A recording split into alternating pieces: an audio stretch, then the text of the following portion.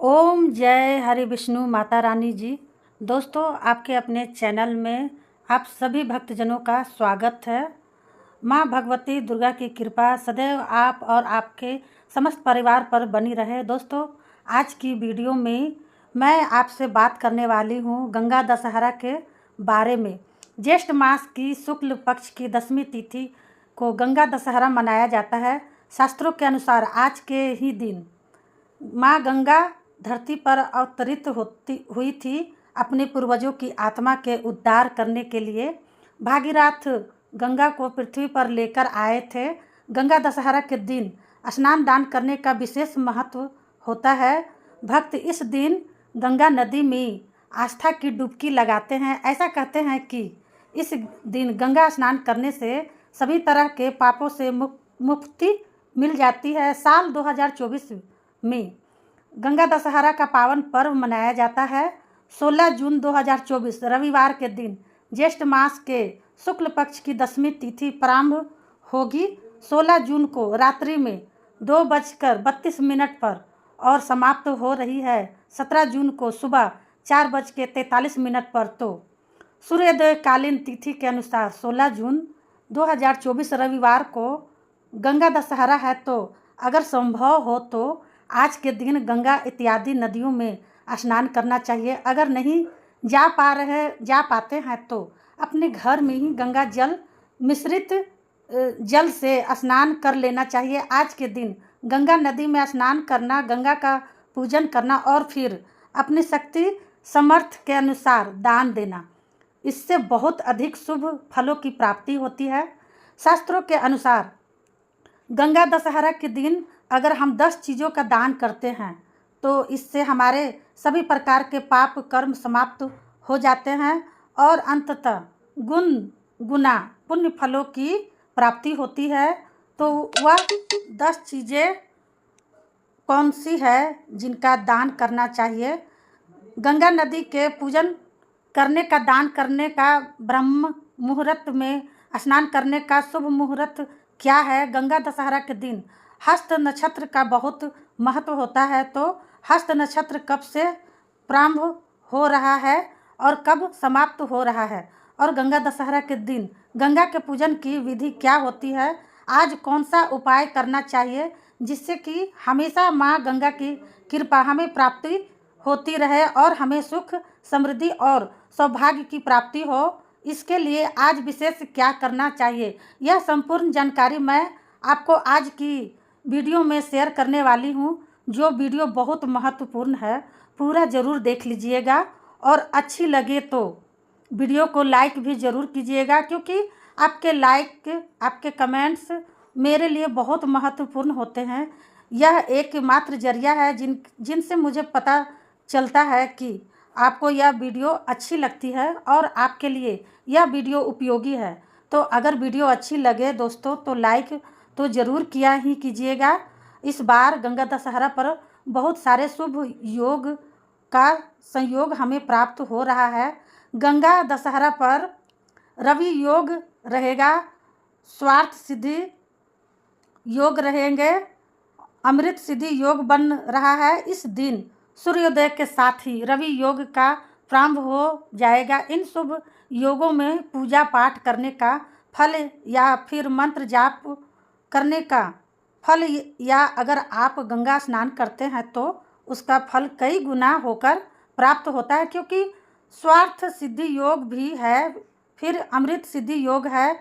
इस समय में दान करने से या फिर कोई भी पूजा पाठ मंत्र जप करने से या फिर किसी मनोकामना से अगर आप उपाय करना चाहते हैं तो यह दिन आपके लिए सर्वोत्तम दिन है। गंगा दशहरा पर ब्रह्म मुहूर्त में स्नान किया जाता है। तो इस दिन ब्रह्म मुहूर्त का समय रहेगा सुबह 4:30 से 4:40 तक। इस समय में आप स्नान कर सकते हैं, दान कर सकते हैं। अब जैसे बहुत से लोग के प्रश्न आते हैं कि इतनी सुबह दान लेने कौन आता है? देखिए, आप निकाल तो दीजिए, आप दान कर दीजिए संकल्प करके और दान करके एक तरफ रख दीजिए।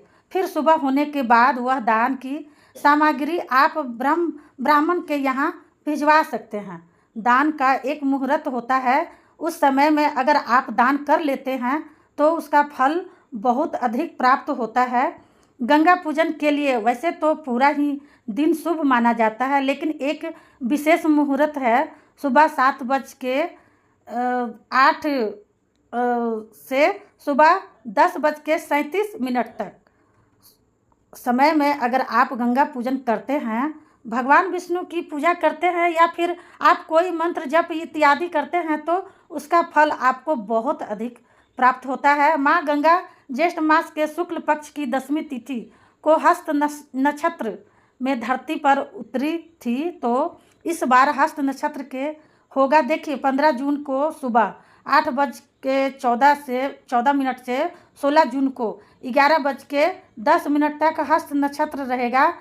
अब बात करें गंगा दशहरा के दिन पूजा विधि के बारे में, तो देखिए गंगा दशहरा के दिन पवित्र नदी में यानी कि गंगा नदी में आस्था की डुबकी लगाने का विधान है। यदि आप गंगा के तट पर नहीं रहते हैं तो अपने घर के आसपास भी अगर कोई भी सरोवर है, कोई तालाब है या कोई भी नदी है तो वहाँ जाकर भी माँ गंगा का नाम लेकर डुबकी लगा सकते हैं। और अगर ऐसा भी संभव न हो तो अपने घर में भी गंगा जल मिश्रित करके जल में और फिर उससे आप स्नान कर सकते हैं। स्नान करते समय आपको मंत्र कौन सा बोलना है, देखिए ओम नमः शिवाय नारायण दशहरा गंगा नमः, ओम नमः शिवाय नारायण दशहरा गंगा नमः। यह मंत्र आपको वीडियो में बता रही हूँ, आप लोग सुनकर या फिर आप चाहे तो सिर्फ माँ गंगा का नाम लेकर भी स्नान कर सकते हैं। शास्त्रों के अनुसार जो मैंने वीडियो में बताया है वो मंत्र आप लिख भी सकते हैं, वही मंत्र बोलिएगा। शास्त्रों के अनुसार इस दिन जो व्यक्ति गंगा के पवित्र जल में स्नान करता है या फिर गंगा जल का सेवन करता है, उसके पापों के साथ साथ उसके रोग दोष भी समाप्त हो जाते हैं और गंगा स्नान करने वाले व्यक्ति के 10 प्रकार के पाप नष्ट हो जाते हैं, जिनमें कठोर वाणी, दूसरे के धन लेने का विचार, दूसरों का बुरा करने या बुरा सोचने, निषिद्ध हिंसा, परस्त्री गमन, बिना दी हुई वस्तु को लेना मतलब बिना मांगे किसी से कोई चीज़ उसकी ले लेना, व्यर्थ की बातें में दुराग्रह करना, चुगली करना, झूठ बोलना और दूसरों का अहित करना, यह सभी पाप जो होते हैं इन पापों से मुक्ति मिल जाती है। गंगा दशहरा के दिन गंगा में स्नान करने से और हस्त नक्षत्र में अगर भगवान शिव की आराधना की जाती है, माँ गंगा की आराधना की जाती है, मंत्रों का जप किया जाता है, दान पुण्य किए जाते हैं तो उसका फल भी कई गुना होकर प्राप्त होता है। अब बात करें गंगा दशहरा के दिन किन चीज़ों का दान करना चाहिए, तो देखिए गंगा दशहरा के दिन ऐसा कहा जाता है कि 10 चीज़ों का दान करना चाहिए। 10 चीज़ें कौन कौन सी होती है, देखिए आप अपनी इच्छा के अनुसार कोई भी 10 वस्तु दान कर सकते हैं। जैसे कि आप गेहूँ, चावल, दाल, घी, शक्कर का दान कर सकते हैं या फिर वस्त्र का दान कर सकते हैं, फल का दान कर सकते हैं, मिठाई का दान कर सकते हैं। कोई भी मिठाई, कोई मीठा होना चाहिए फल आप दान कर सकते हैं। और मौसमी फल, मीठा नहीं, मौसमी फल उपलब्ध है, उन फलों में से किसी भी फल का दान कर सकते हैं। आप कई फल मिलाकर 10 प्रकार के फलों का दान कर सकते हैं। इसी प्रकार से 10 प्रकार की मिठाइयों का दान कर सकते हैं, 10 प्रकार की, या फिर 10 प्रकार के अनाज का दान कर सकते हैं। देखिए दान की कोई सीमा नहीं होती है, अपनी इच्छा अनुसार, अपनी शक्ति अनुसार, अपनी क्षमता के अनुसार आपकी कितनी भी वस्तुएं का दान करें, लेकिन कम से कम 10 वस्तु का दान करना चाहिए। फिर 10 वस्तुएं कोई भी हो, 10 प्रकार की वस्तुएं होनी चाहिए, बस इस बात का ध्यान रखिए। वैसे गंगा दशहरा को गाय का दान करना महादान माना जाता है। भूमि दान करना भी पुण्य का काम होता है। इसी अनुसार आप चाहे तो सोने का दान कर सकते हैं, चांदी का दान कर सकते हैं, सफ़ेद वस्त्रों का दान करना इसमें बहुत शुभ माना जाता है। अगर हम सफ़ेद वस्त्रों का दान करते हैं तो इससे क्लेश दूर होता है और धन धानी में वृद्धि होती है। दान करते समय बस इस बात का ध्यान रखिए, मन शुद्ध होना चाहिए। साफ मन से और पूरे श्रद्धा भाव के साथ दान करना चाहिए। मतलब वही वस्तु दान करें जो आपके शक्ति अनुसार में हो। और जब हम कोई चीज़ दान करते हैं तो इस बात का भी ध्यान रखना चाहिए कि कभी भी किसी वस्तु का दिखावा ना करें, ठीक है। अगर हम किसी को दिखाकर दान करते हैं या फिर हम उस दान को चर्चा करते हैं, सबसे बड़ी बात कि चर्चा करते हैं, सबसे बातें करते हैं, तो हमारे दान का महत्व समाप्त हो जाता है, ठीक है। अब दान किसे देना चाहिए? दान आप किसी ज़रूरतमंद को दे सकते हैं, किसी ब्राह्मण को दे सकते हैं या मंदिर में दे सकते हैं, पुजारी को दे सकते हैं। मतलब जो ऐसी भी उपलब्धता आपके पास हो, ठीक है, समझ गए आप लोग, आप उन्हें दान कर सकते हैं। दान करते समय दान करने वाली वस्तु को दाहिने हाथ से दान देना चाहिए। गंगा दशहरा के दिन दान करने से पितरों की आत्माओं को तृप्ति मिलती है और वे सुखी रहते हैं, गृह दोषों से मुक्ति मिल जाती है। गंगा दशहरा के दिन दान करने से किसी भी प्रकार के पाप समाप्त हो जाते हैं। गंगा दशहरा के दिन दान करने से, इस दिन दान करने से पुण्य लाभ होता है, पितरों को मोक्ष प्राप्ति होती है और जो दान करता है उस व्यक्ति के भी समस्त पाप समाप्त हो जाते हैं और उसे भी पुण्य की प्राप्ति होती है, ऐसे शास्त्रों में वर्णन आता है। अब बात करेंगे माँ गंगा की पूजा कैसे करें। देखिए दोस्तों, अगर आप गंगा नदी के तट पर हैं तब तो आप वहीं पूजा कर सकते हैं, धूप दीप दिखा सकते हैं। लेकिन अगर आप अपने घर में हैं तो आप एक पात्र में गंगा जल रख लीजिए, फिर माँ गंगा का ध्यान करके वहीं पर धूप दीप दिखाकर और पूजा कर लीजिए। आज के दिन 10 प्रकार की पूजा, मतलब 10 प्रकार के वस्तुओं से माँ गंगा की पूजा की जाती है। जैसे कि 10 प्रकार के फूल हो, 10 प्रकार के फल हो, 10 दीप जला सकते हैं आप। माँ गंगा के सामने 10 प्रकार की मिठाइयों का भोग लगा सकते हैं। मतलब इस प्रकार से आप 10 वस्तुएं अर्पित करके माँ गंगा की पूजा कीजिए। आज के दिन अपने घर में आप गंगा जल की स्थापना कर सकते हैं। मतलब एक पात्र में रख लीजिए गंगा जल, कोई सा भी पात्र हो, पीतल का हो या फिर तांबे का हो या फिर चांदी का हो, स्टील का ना हो, बस इस बात का ध्यान रखिए। उस पात्र में आपको गंगा जल रखना है, भर के गंगा जल रख दीजिए और गंगा जल के उस पात्र के ऊपर आपको एक कटोरी रखना है, ठीक है। कोई भी एक कटोरी रख दीजिए, स्टील का नहीं होना चाहिए, बस इस बात का ध्यान रखिए। और उस पात्र में आपको चावल भर देना है।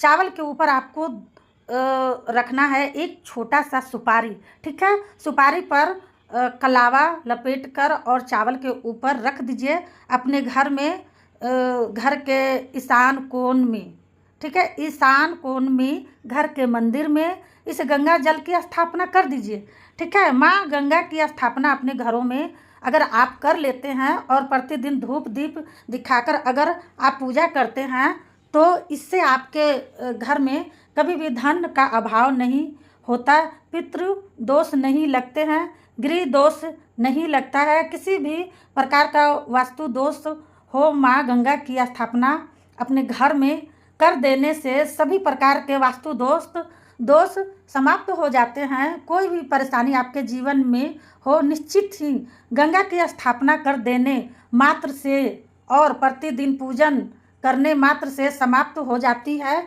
तो एक पात्र अपने घर में गंगा जल भर कर और मंदिर में रखिए और घर के मंदिर पर, और रोज़ जैसे अपने बाहर के मंदिर घर के मंदिर दोनों जगह रखिए। जैसे अपने घरों में आप पूजा करते हैं घर के मंदिर में उसी प्रकार से धूप दीप दिखा देना है। कुछ अलग से पूजा नहीं करना है दोस्तों, लेकिन हमेशा गंगा जल उस पात्र में भरा रहे, इस बात का ध्यान रखना है। जब भी वह गंगा जल थोड़ा सा भी खाली हो उसे भर दीजिए, ठीक है। एक और चीज़ कि उस जल में से मतलब गंगा जल के उस पात्र में से आपको बिल्कुल भी प्रयोग नहीं करना है।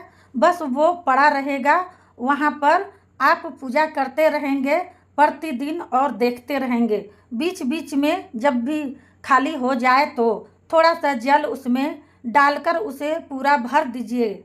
चावल की कटोरी जो है उस चावल के पात्र को हर महीने की किसी भी शुभ दिन को आप निकालकर और पंछियों को डाल दीजिए। दूसरा चावल उसमें भर कर रख दीजिए। किसी भी शुभ दिन को, जैसे एकादशी हो, गुरुवार हो, शुक्ल पक्ष या फिर शुक्रवार हो, शुक्ल पक्ष का तो आप चावल बदल सकते हैं और उसी पर आपको सुपारी भी बदलकर दोबारा से सुपारी कलावा वाले पेटक रख देना है। और या आप नियमित तौर पर कीजिए, हमेशा रखिए वो गंगा जल का पात्र अपने घर के मंदिर में। और विश्वास कीजिए बहुत जल्दी आपके घर में, आपके जीवन में परिवर्तन आपको दिखाई देगा। इसके अलावा इसके लिए आप इस गंगा दशहरा पर गंगा की स्थापना अपने घर के मंदिर में कीजिए और फिर अगले गंगा दशहरा पर आप नोट कीजिएगा कि आपके घर में क्या क्या चीज़ें परिवर्तित हुई है अभी की स्थिति में और एक साल बाद की स्थिति में। आपके घर में ज़मीन आसमान का अंतर आपको स्वयं देखने को मिलेगा दोस्तों। और इससे सस्ता और इससे आसान उपाय आपको कुछ भी नहीं मिलेगा। मतलब गंगा जल आपके घर में ही है, बस मंदिर पर रख देना है और बस नियमित ध्यान रखना है कि गंगा जल समाप्त ना हो। ठीक है, उम्मीद करती हूँ यह उपाय आप ज़रूर करेंगे। और वीडियो अच्छी लगी है दोस्तों, तो आज का उपाय पसंद आया हो तो यह वीडियो फैमिली फ्रेंड्स के साथ शेयर भी कीजिए। और अगर आप चैनल में पहली बार आए हैं तो बेल आइकन घंटी भी दबा दीजिएगा, चैनल को सब्सक्राइब कर लीजिएगा। सब्सक्राइब करना नहीं भूलिएगा दोस्तों। आज की वीडियो अगर आपको अच्छी लगे तो बेल आइकन प्रेस कर लीजिएगा और सब्सक्राइब भी कर लीजिएगा। ठीक है, ताकि नई वीडियो अगर अपलोड होगी तो सबसे पहले उनकी नोटिफिकेशन आपको सही समय पर प्राप्त होगी। ठीक है दोस्तों, तो मिलती हूँ अगली वीडियो में। तब तक के लिए जय श्री राधे, जय श्री राधे।